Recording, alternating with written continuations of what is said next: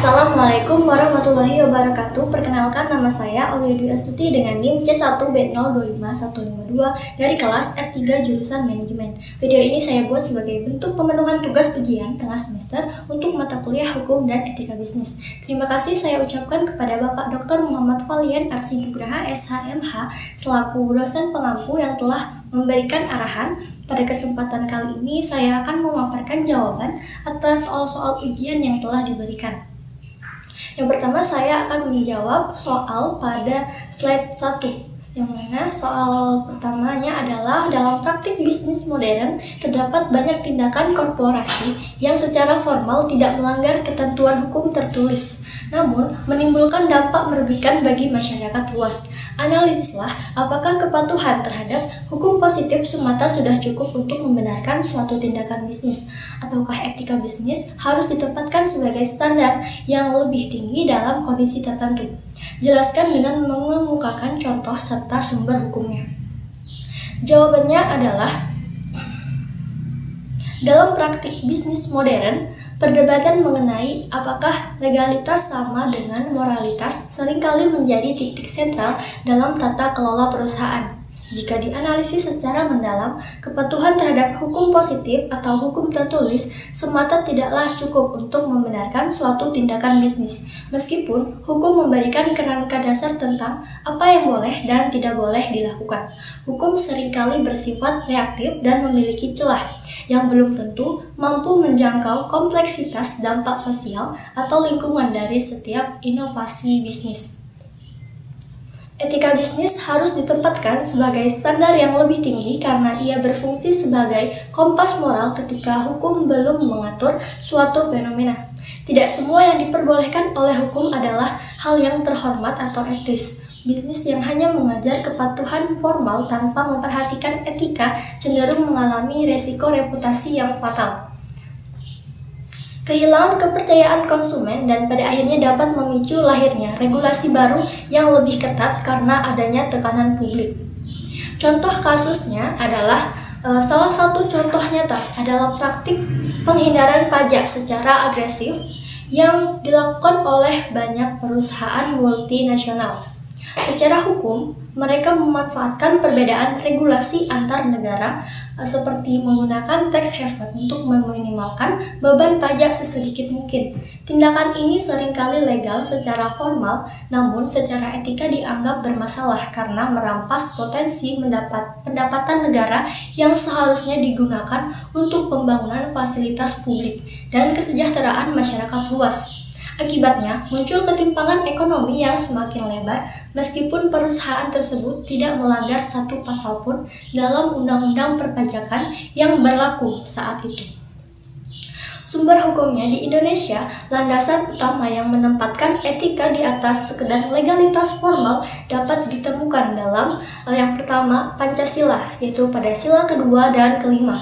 Sebagai sumber dari segala sumber hukum, Pancasila menuntut setiap tindakan, termasuk bisnis, harus didasari atas kemanusiaan yang adil dan beradab, serta berorientasi pada keadilan sosial bagi seluruh rakyat Indonesia. Ini menegaskan bahwa keuntungan korporasi tidak boleh mengabaikan kesejahteraan umum. Yang kedua, Undang-Undang Nomor 40 Tahun 2007 tentang Perseroan Terbatas, yaitu UU PT, khususnya pada pasal 74 yang mewajibkan perusahaan yang menjalankan kegiatan usahanya di bidang dan atau berkaitan dengan sumber daya alam untuk melaksanakan tanggung jawab sosial dan lingkungan atau Corporate Social Responsibility atau CSR. Ini membuktikan bahwa hukum positif di Indonesia mulai menyerap standar etis ke dalam aturan formal guna memastikan perusahaan tidak hanya patuh pada kontrak bisnis tetapi juga pada kontrak sosial. Lalu yang ketiga, prinsip GSCG, Good Corporate Governance, yaitu transparansi, accountability, responsibility, dan independensi dan fairness. Prinsip-prinsip seperti akuntabilitas dan kewajaran menuntut perusahaan untuk memperhatikan kepentingan seluruh pemangku kepentingan, bukan hanya pemegang saham, yang secara intrinsik adalah sebuah mandat etis.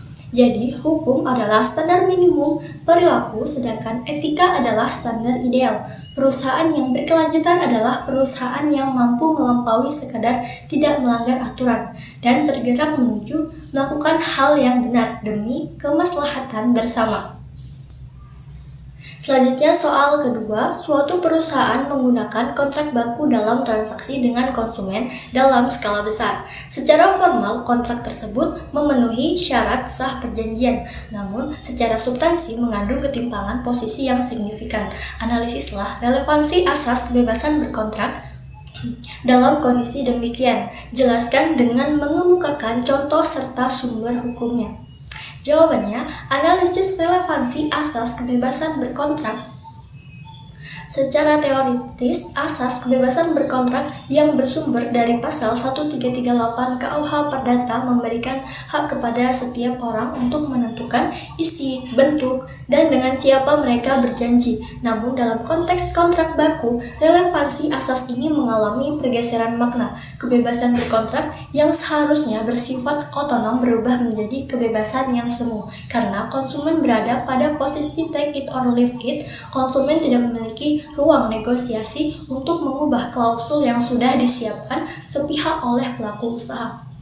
Secara analisis hukum, ketimpangan substansi ini memicu lahirnya doktrin penyalahgunaan keadaan atau misbruik van omstandigheden. Meskipun kontrak tersebut secara formal memenuhi syarat sahnya perjanjian sesuai pasal 1320 KUH Perdata, kesepakatan, kecakapan, hal tertentu, dan sebab yang halal. Substansi yang timpang menunjukkan adanya ketidakseimbangan prestasi. Dalam kondisi ini, asas kebebasan berkontrak tidak lagi bersifat mutlak, melainkan harus tunduk pada asas itikat baik dan asas kepatutan. Hukum memandang bahwa kebebasan berkontrak tidak boleh digunakan sebagai alat oleh pihak yang memiliki posisi ekonomi kuat untuk mengeksploitasi pihak yang lemah.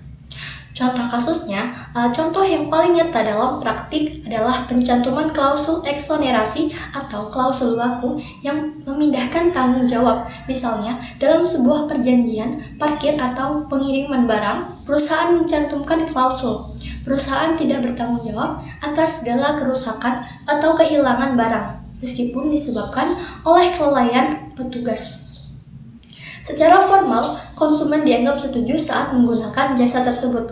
Namun secara substansi, klausul ini sangat timpang karena pelaku usaha mencoba melenyapkan kewajiban hukumnya secara sepihak.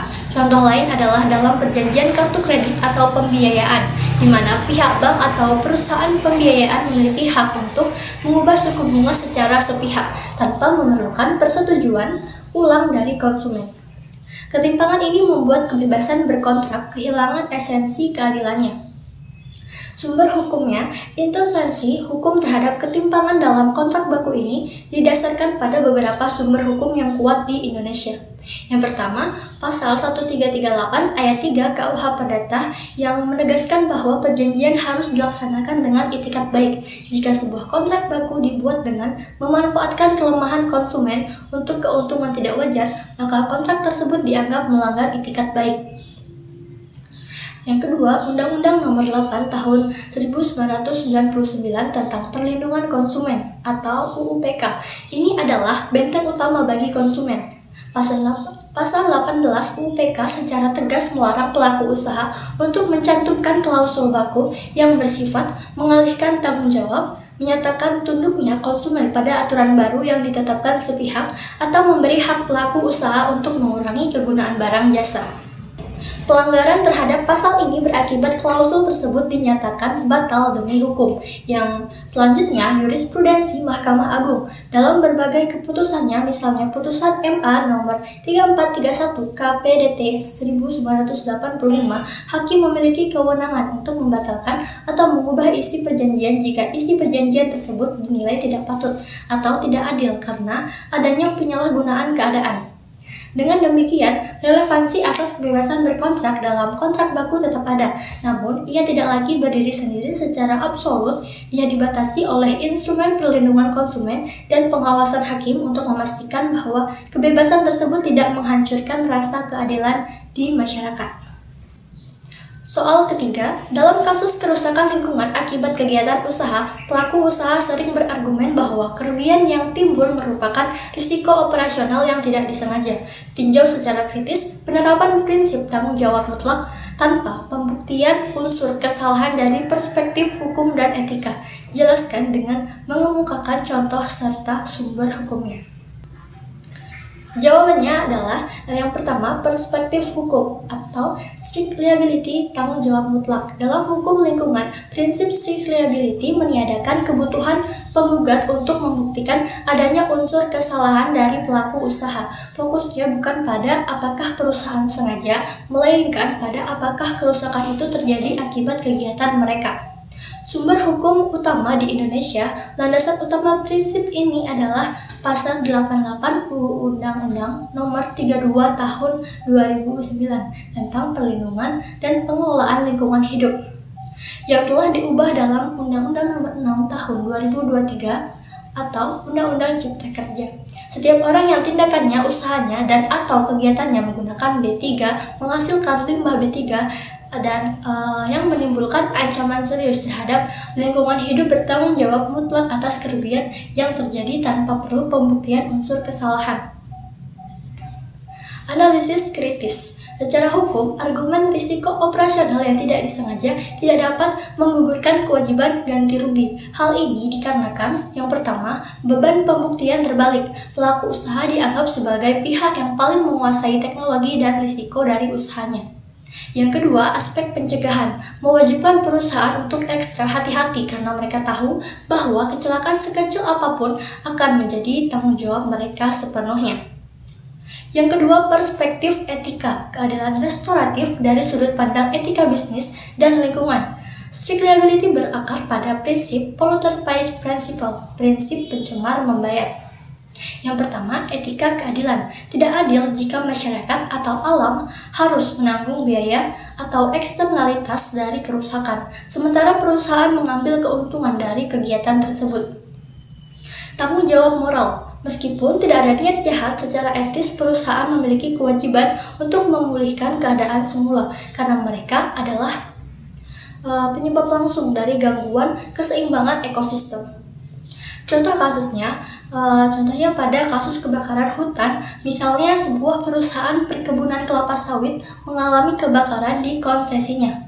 Perusahaan berargumen bahwa api berasal dari loncatan api lahan masyarakat atau karena cuaca ekstrim atau risiko operasional.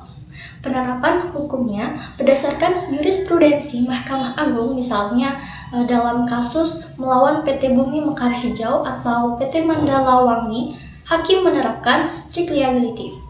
Perusahaan tetap dinyatakan bersalah dan wajib membayar denda pemulihan karena mereka gagal mencegah terjadinya ancaman serius di wilayah kekuasaannya, tanpa mempedulikan siapa yang menyulut api pertama kali. Penerapan strict liability sangat tepat dan krusial secara hukum dan etika. Tanpa prinsip ini, pelaku usaha akan sangat mudah berlindung di balik argumen ketidaksengajaan atau prosedur sudah sesuai SOP, yang pada akhirnya akan membiarkan kerusakan lingkungan tanpa ada pihak yang memulihkannya. Hukum memandang lingkungan sebagai subjek yang harus dilindungi secara prioritas di atas kepentingan operasional bisnis. Selanjutnya, soal keempat, pelaku usaha dalam suatu industri melakukan koordinasi harga secara tidak langsung dengan alasan menjaga stabilitas pasar dan menghindari kerugian bersama. Analisislah batas antara strategi bisnis yang sah dengan praktik kartel yang melanggar hukum dan etika persaingan usaha. Jelaskan dengan mengemukakan contoh serta sumber hukumnya. Jawabannya, analisis batas antara strategi bisnis yang sah dengan praktik kartel. Strategi bisnis dianggap sah dan etis apabila terjadi fenomena conscious parallelism atau paralelisme sadar. Ini adalah kondisi di mana perusahaan-perusahaan dalam pasar di oligopoli atau industri dengan sedikit pemain besar bergerak secara serupa karena merespon perubahan pasar yang sama. Misalnya, jika harga bahan baku dunia naik, wajar jika semua produksi menaikkan harga di waktu yang hampir bersamaan. Selama keputusan itu diambil tanpa ada bisikan atau koordinasi dengan kompetitor, tindakan ini adalah bagian dari strategi bertahan hidup yang legal. Sebaliknya, strategi tersebut menjadi praktik kartel yang melanggar hukum dan etika ketika independensi tersebut hilang dan berganti menjadi kolusi. Batasnya dilanggar saat pelaku usaha melakukan koordinasi, baik secara terang-terangan maupun terselubung, untuk menetapkan harga, mengatur pasokan, atau membagi wilayah pemasaran. Secara etika ini dianggap curang karena pelaku usaha tidak lagi bersaing untuk memberikan nilai terbaik bagi konsumen, melainkan bekerja sama untuk menjamin keuntungan mereka sendiri dengan cara mematikan mekanisme pasar. Alasan stabilitas pasar hanyalah kedok untuk meniadakan risiko persaingan yang seharusnya mereka hadapi. Contoh kasus dalam industri. Sebagai contoh, bayangkan dalam industri semen terdapat 3 pemain besar. Jika perusahaan A menaikkan harga karena biaya listrik naik, lalu perusahaan B dan C ikut menaikkan harga setelah melihat kebijakan perusahaan A di media massa, itu masih dikategorikan strategi bisnis sah. Namun ceritanya jadi beda kalau pimpinan perusahaan A, B, dan C bertemu di sebuah hotel atau berkomunikasi lewat grup pesan singkat untuk sepakat bahwa minggu depan kita semua naikkan harga 10% supaya tidak ada yang rugi. Inilah praktik kartel. Meskipun mereka berdalih ingin menghindari kerugian bersama, tindakan ini secara otomatis merugikan masyarakat karena menghilangkan kesempatan konsumen untuk mendapatkan harga semen yang lebih murah dari salah satu produsen tersebut. Sumber hukum yang mengatur semua batasan tersebut memiliki landasan kuat dalam sistem hukum Indonesia, yaitu yang pertama, Undang-Undang Nomor 5 Tahun 1999 tentang larangan praktik monopoli dan persaingan usaha tidak sehat. Selanjutnya pada pasal 5 atau penetapan harga secara tegas melarang perjanjian antar pesaing untuk menetapkan harga barang atau jasa. Inilah dasar hukum utama yang membatasi koordinasi harga. Yang kedua, pasal 11 atau kartel melarang pelaku usaha membuat perjanjian untuk mempengaruhi harga dengan mengatur produksi atau pemasaran. Yang kedua, peraturan KPPU nomor 4 tahun 2010. Peraturan ini menjadi panduan teknis yang menjelaskan bahwa koordinasi tidak harus dibuktikan dengan dokumen tertulis. KPPU dapat menggunakan bukti ekonomi dan bukti komunikasi seperti riwayat telepon atau pertemuan untuk membuktikan adanya praktik kartel. Yang ketiga, prinsip etika bisnis internasional. Secara global, koordinasi harga dianggap sebagai hardcore restriction atau pelanggaran paling berat dalam persaingan usaha karena secara fundamental merusak efisiensi ekonomi dan keadilan bagi konsumen. Jadi terlihat jelas bahwa alasan stabilitas tidak bisa berdiri di atas aturan hukum yang mewajibkan adanya persaingan yang jujur dan independen. Selanjutnya, soal kelima, korporasi sebagai subjek hukum dapat dimintai pertanggungjawaban pidana dalam kasus kejahatan bisnis. Analisislah dasar rasional, yuridis, dan keadilan dari konsep pertanggungjawaban pidana korporasi. Mengingat korporasi bukan manusia yang memiliki kehendak moral. Jelaskan dengan mengemukakan contoh serta sumber hukumnya. Jawabannya, analisis pertanggungjawaban pidana korporasi. Meskipun korporasi adalah subjek hukum buatan atau artificial person yang tidak memiliki kehendak moral biologis, korporasi dapat dimintai pertanggungjawaban pidana berdasarkan 3 landasan berikut. Yang pertama, dasar rasional. Secara rasional, kejahatan bisnis seringkali merupakan hasil dari kebijakan organisasi, bukan sekedar kehilafan individu.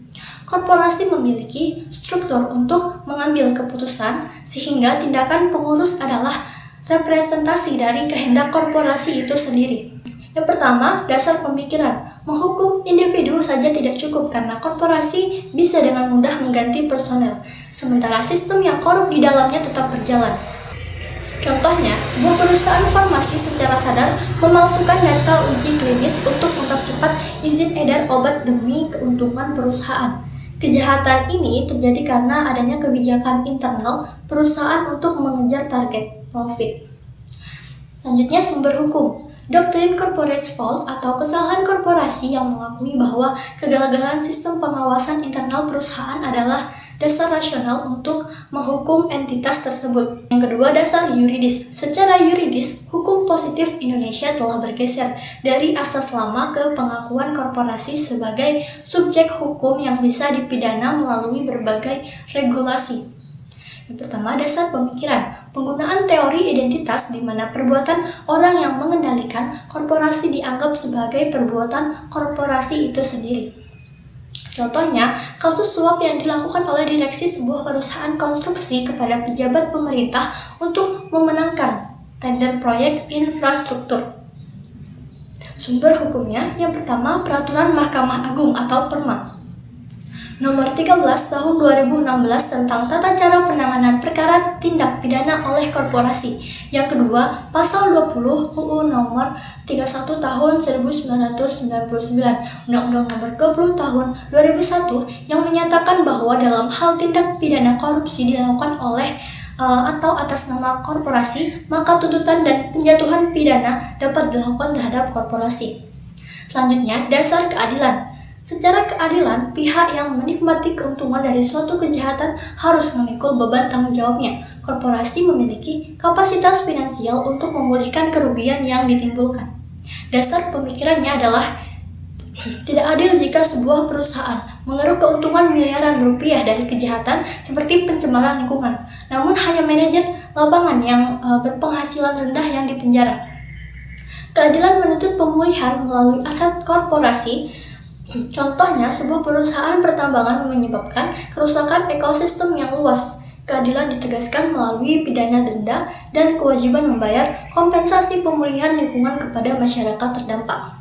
Sumber hukumnya yang pertama, Undang-Undang Nomor 32 Tahun 2009 tentang Perlindungan dan Pengelolaan Lingkungan Hidup, Pasal 119 sampai 119 yang mengatur sanksi bagi korporasi. Yang kedua, Undang-Undang Nomor 8 Tahun 2010 tentang Pencegahan dan Pemberantasan Tindak Pidana Pencucian Uang yang memungkinkan perampasan aset korporasi sebagai bentuk keadilan bagi negara. Selanjutnya, saya akan menjawab soal pada slide kedua. Yang pertama, dalam ekonomi digital, data pribadi pengguna menjadi aset strategis bagi perusahaan. Analisislah konflik antara kepentingan bisnis, persetujuan pengguna, dan perlindungan hak privasi serta nilai validitas persetujuan tersebut dalam perspektif hukum dan etika. Jelaskan dengan mengemukakan contoh serta sumber hukumnya. Jawabannya, yang pertama, analisis konflik kepentingan. Dalam praktik ekonomi digital, muncul pertentangan kepentingan yang tajam antara tiga pilar utama. Yang pertama, kepentingan bisnis atau keuntungan. Perusahaan teknologi memandang data pribadi sebagai bahan bakar untuk algoritma. Data digunakan untuk memetakan perilaku, memprediksi kebiasaan belanja, dan menjual ruang iklan. Bisnis cenderung menginginkan akses data seluas-luasnya untuk meningkatkan nilai perusahaan. Yang kedua, persetujuan pengguna atau kendali. Pengguna memiliki hak untuk mengontrol informasi mereka, namun sering terjadi konflik karena pengguna berada dalam posisi lemah. Mereka butuh layanan aplikasi tersebut, sehingga terpaksa memberikan persetujuan tanpa benar-benar memahami risikonya. Perlindungan hak privasi. Privasi adalah hak individu untuk bebas dari gangguan dan pengawasan yang tidak diinginkan. Konflik terjadi ketika data yang awalnya diberikan untuk fungsi layanan justru dibelokkan oleh bisnis untuk tujuan lain tanpa sepengetahuan pengguna.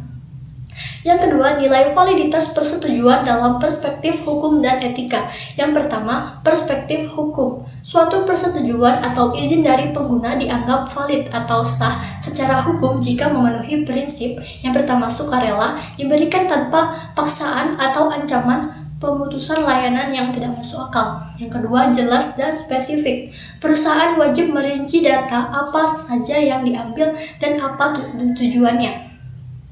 Jika informasinya kabur atau menyesatkan, maka persetujuan tersebut cacat hukum. Selanjutnya, dapat ditarik kembali. Pengguna harus memiliki hak untuk membatalkan izin pengolahan datanya kapan saja. Selanjutnya, perspektif etika. Secara etika, validitas persetujuan diukur dari transparansi dan kejujuran. Yang pertama, bukan jebakan. Secara moral, perusahaan dilarang menggunakan desain aplikasi yang sengaja dibuat rumit agar pengguna secara tidak sadar mengklik tombol setuju. Selanjutnya, martabat manusia. Etika menuntut perusahaan memperlakukan pengguna sebagai subjek yang berdaulat, bukan sekedar komoditas atau objek untuk dikuras datanya demi profit. Selanjutnya, contoh kasus dan sumber hukum. Yang pertama, contoh kasus. praktik penjualan data oleh broker data. Seringkali sebuah aplikasi, misalnya aplikasi Center atau pemutar musik gratis, meminta akses lokasi dan kontak. Data ini kemudian dijual ke pihak ketiga atau broker data untuk profil iklan. Selanjutnya, konflik. Bisnis mendapat untung dari penjualan data, pengguna merasa privasinya terganggu karena tiba-tiba mendapat tawaran iklan yang sangat pribadi. Analisis, persetujuan ini sering dianggap tidak valid secara etika dan hukum karena tujuan penjualannya tidak dijelaskan secara jujur di awal. Selanjutnya, sumber hukum utama. Yang pertama, Undang-Undang Nomor 27 Tahun 2022 tentang Perlindungan Data Pribadi, yaitu pada pasal 20 dan 21 menegaskan bahwa pemrosesan data pribadi wajib memiliki persetujuan yang sah dan eksplisit serta disampaikan dengan bahasa yang mudah dimengerti. Yang kedua, Undang-Undang ITE mengatur bahwa setiap penggunaan data pribadi dalam sistem elektronik harus dilakukan dengan persetujuan orang yang bersangkutan. Yang ketiga, Peraturan Pemerintah Nomor 71 Tahun 2019 mewajibkan penyelenggara sistem elektronik untuk menanamkan prinsip perlindungan data pribadi dalam mengelola data masyarakat. Meskipun data adalah aset strategis bagi bisnis, keberadaannya tidak boleh mengorbankan hak privasi pengguna. Persetujuan hanya memiliki nilai validitas jika didasari oleh kejujuran perusahaan dan kesadaran penuh dari pengguna. Melanggar prinsip ini bukan hanya melanggar etika, tetapi juga dapat berujung pada sanksi hukum yang berat sesuai dengan UU PDP yang berlaku di Indonesia.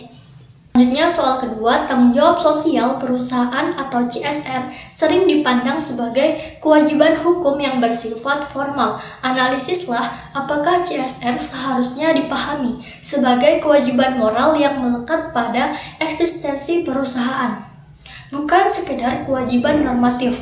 Jelaskan dengan mengemukakan contoh serta sumber hukumnya.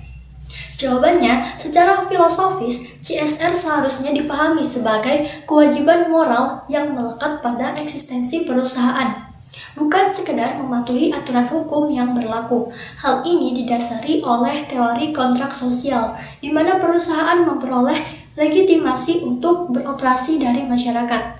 Karena perusahaan menggunakan sumber daya alam, mempekerjakan tenaga kerja manusia, dan menggunakan ruang publik, maka secara moral, perusahaan memiliki tanggung jawab intrinsik untuk memberikan dampak positif.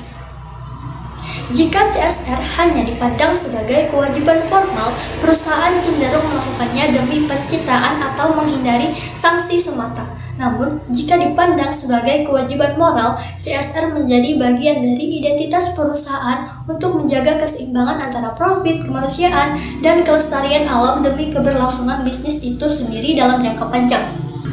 Sebagai contoh konkret, kita dapat melihat perbedaan cara pandang ini pada perusahaan yang mengelola limbah produksi. Perusahaan yang memandang CSR sebagai kewajiban formal mungkin hanya akan membangun instalasi pengolahan limbah sekedar memenuhi standar minimal agar tidak dicabut izin usahanya oleh pemerintah.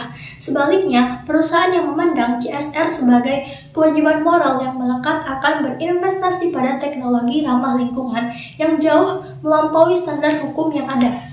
Mereka melakukannya karena sadar bahwa merusak lingkungan sekitar berarti merusak ruang hidup masyarakat yang merupakan bagian dari ekosistem bisnis mereka. Contoh lainnya adalah program pemberdayaan ekonomi masyarakat sekitar melalui pelatihan keterampilan yang berkelanjutan, bukan sekedar pemberian bantuan tunai sesaat untuk menggugurkan kewajiban laporan tahunan. Seluruh prinsip moral tersebut kemudian diperkuat dan diformalkan dalam sistem hukum di Indonesia agar memiliki daya ikat yang nyata. Sumber hukum utama yang mengatur hal ini adalah Undang-Undang Nomor 40 Tahun 2007 tentang Perseroan Terbatas, terutama pada pasal 74 yang mewajibkan perusahaan di bidang sumber daya alam untuk melaksanakan tanggung jawab sosial dan lingkungan. Selain itu, Undang-Undang Nomor 25 Tahun 2007 tentang penanaman modal pada pasal 15 juga menegaskan kewajiban serupa bagi setiap penanaman modal. Aturan operasionalnya kemudian dijabarkan dalam Peraturan Pemerintah Nomor 47 Tahun 2012 tentang tanggung jawab sosial dan lingkungan perseroan terbatas, yang memastikan bahwa tanggung jawab moral tersebut bertransformasi menjadi kewajiban hukum yang dapat dipertanggungjawabkan secara konstitusional. Selanjutnya, soal ketiga. Dalam skandal keuangan korporasi, manipulasi laporan keuangan kerap dibenarkan dengan alasan menjaga stabilitas perusahaan dan melindungi kepentingan investor. Analisislah apakah alasan tersebut dapat dibenarkan dari sudut pandang hukum dan etika bisnis. Jelaskan dengan mengemukakan contoh serta sumber hukumnya. Jawabannya, analisis secara hukum dan etika bisnis. Secara hukum, argumen bahwa manipulasi dilakukan untuk melindungi investor adalah sebuah kontradiksi. Hukum pasar modal di seluruh dunia, termasuk Indonesia, berdiri di atas prinsip transparansi dan keterbukaan. Ketika sebuah perusahaan menyembunyikan kerugian atau menggelembungkan aset, mereka sebenarnya sedang melakukan penipuan sistematis yang merampas hak investor untuk mengambil keputusan berdasarkan data yang akurat. Investasi yang didasarkan pada informasi palsu bukanlah perlindungan, melainkan jebakan yang menunda kehancuran dengan skala yang jauh lebih besar. Dari sisi etika bisnis, tindakan ini melanggar integritas profesional dan keadilan. Dalam teori etika utilitarianisme, sebuah tindakan dianggap benar jika membawa manfaat terbesar bagi jumlah orang terbanyak. Manipulasi mungkin tampak menguntungkan segelintir manajemen dalam jangka pendek agar harga saham tidak anjlok. Namun dalam jangka panjang, hal ini menghancurkan kepercayaan publik terhadap pasar keuangan secara keseluruhan.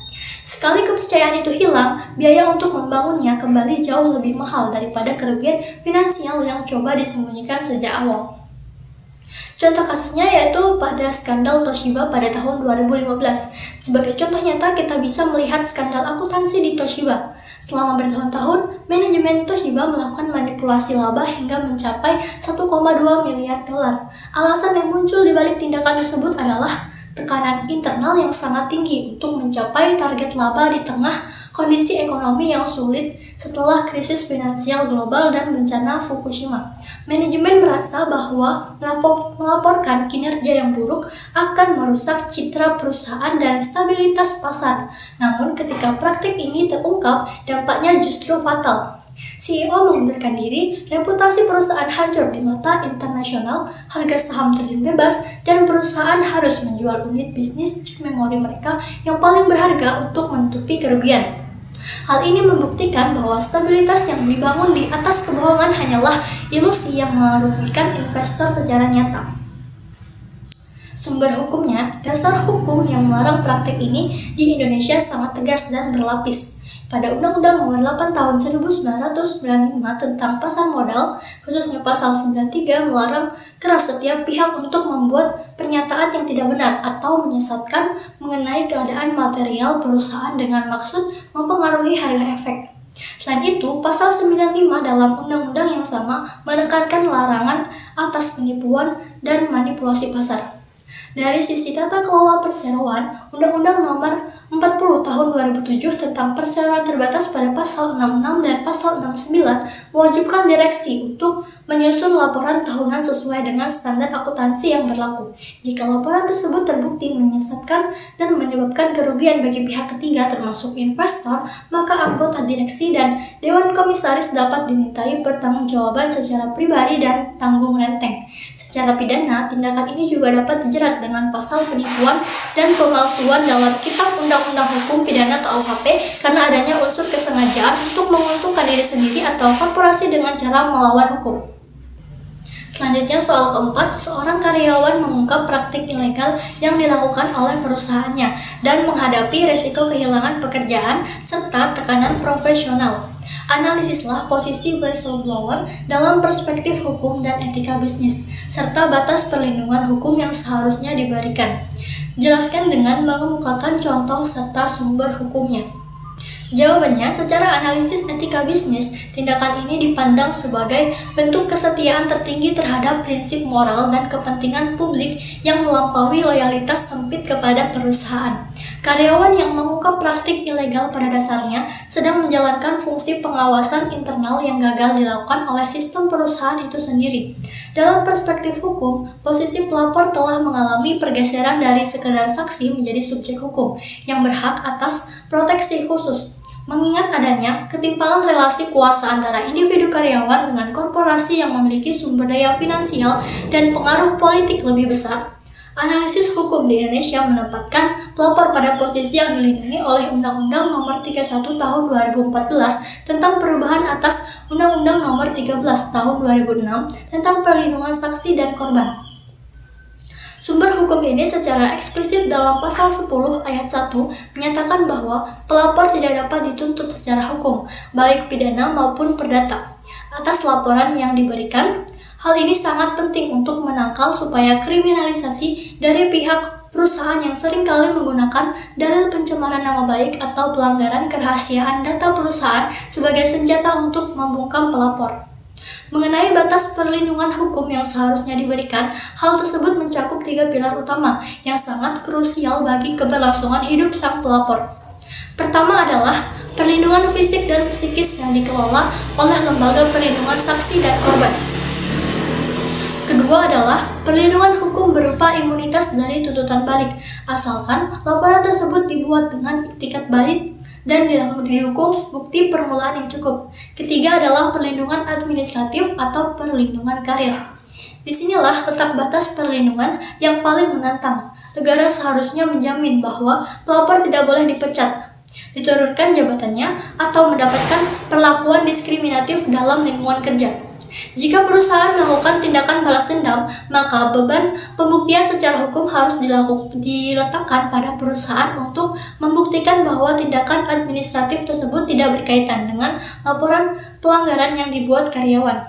Sebagai contoh konkret dalam kasus pengungkapan tindak pidana korupsi atau suap yang melibatkan manajemen perusahaan dengan pejabat negara, karyawan dapat merujuk pada Peraturan Pemerintah Nomor 43 Tahun 2018. Peraturan ini memberikan landasan bagi masyarakat untuk berperan serta dan mendapatkan penghargaan serta perlindungan hukum. Contoh lainnya adalah dalam sektor lingkungan hidup, di mana pasal 66 Undang-Undang Nomor 32 Tahun 2009 menegaskan bahwa pejuang hak atas lingkungan hidup yang sehat tidak dapat digugat secara perdata maupun dipidana. Selain itu, bagi pelapor yang juga terlibat dalam tindak pidana namun bersedia bekerja sama mengungkap pelaku utama, Surat Edaran Mahkamah Agung atau SEMA Nomor 4 Tahun 2011 memberikan batas perlindungan berupa status Justice Collaborator yang memungkinkan adanya keringanan hukuman atau perlakuan hukum khusus lainnya. Secara keseluruhan, perlindungan hukum yang efektif bagi whistleblower harus mampu memberikan jaminan bahwa kejujuran tidak akan berakhir dengan kehancuran ekonomi atau karir seseorang. Tanpa batas perlindungan yang tegas terhadap tindakan balas dendam profesional, mekanisme penyingkapan praktik ilegal di perusahaan akan lumpuh, yang pada akhirnya merugikan iklim bisnis yang sehat dan transparan di sebuah negara. Selanjutnya, soal kelima, perusahaan multinasional sering memanfaatkan perbedaan regulasi antar negara untuk memperoleh keuntungan ekonomi melalui praktik regulatori arbitrage. Analisislah apakah praktik tersebut dapat dibenarkan secara etis meskipun sah secara hukum di yurisdiksi tertentu. Jelaskan dengan mengemukakan contoh serta sumber hukumnya. Jawabannya, praktik regulatory arbitrage merupakan sebuah strategi di mana perusahaan multinasional memanfaatkan perbedaan standar regulasi antar negara untuk menciptakan efisiensi biaya yang seringkali berada di zona abu-abu antara legalitas hukum dan kepatuhan moral. Secara etis, praktik ini memicu kontradiksi yang tajam. Di satu sisi, perusahaan memiliki kewajiban kepada pemegang saham untuk memaksimalkan keuntungan dengan beroperasi di yurisdiksi yang menawarkan biaya operasional rendah atau insentif pajak yang menarik. Namun di sisi lain, tindakan ini seringkali dianggap sebagai bentuk pengabaian terhadap tanggung jawab sosial karena perusahaan secara sengaja memilih lokasi dengan standar perlindungan lingkungan, hak buruh, atau transparansi keuangan yang lebih lemah guna menghindari beban biaya yang ada di negara maju. Sebagai contoh konkret dalam sektor perpajakan dan keuangan, banyak perusahaan teknologi global menggunakan skema transfer pricing untuk mengalihkan laba mereka ke negara-negara tax haven melalui mekanisme seperti yang diatur dalam OECD Transfer Pricing Guidelines. Meskipun tindakan ini sah secara hukum, selama mengikuti prosedur administrasi yurisdiksi setempat, secara etis hal ini dianggap merugikan karena mengurangi kemampuan negara asal untuk membiayai layanan publik dari pendapatan pajak. Begitu pula dalam aspek lingkungan. Sebuah perusahaan mungkin memindahkan fasilitas produksinya ke negara yang belum menerapkan standar emisi ketat demi menghindari biaya teknologi hijau yang mahal, yang secara tidak langsung berkontribusi pada kerusakan ekosistem global meskipun operasionalnya dianggap legal oleh otoritas lokal. Secara hukum, dunia internasional mulai bereaksi terhadap praktik ini melalui berbagai instrumen untuk mempersempit ruang gerak arbitrasi yang eksploitatif. Sumber hukum seperti Project Based Erosion and Profit Shifting atau BEPS yang diinisiasi oleh OECD dan G20 menjadi instrumen utama dalam memerangi pengarusan basis pajak lintas negara. Selain itu, the UN Guiding Principles on Business and Human Rights menegaskan bahwa tanggung jawab perusahaan untuk menghormati hak asasi manusia bersifat global dan melampaui kepatuhan hukum nasional di tempat mereka beroperasi. Oleh karena itu, walaupun regulatory arbitrage dapat dibenarkan dari kacamata kepatuhan hukum formal, secara etis praktik ini tetap dipandang cacat jika dilakukan dengan mengorbankan standar kemanusiaan dan keberlanjutan lingkungan demi keuntungan ekonomi semata. Baik, itu tadi jawaban atas soal-soal ujian tengah semester yang diberikan. Terima kasih atas perhatiannya. Wassalamualaikum warahmatullahi wabarakatuh.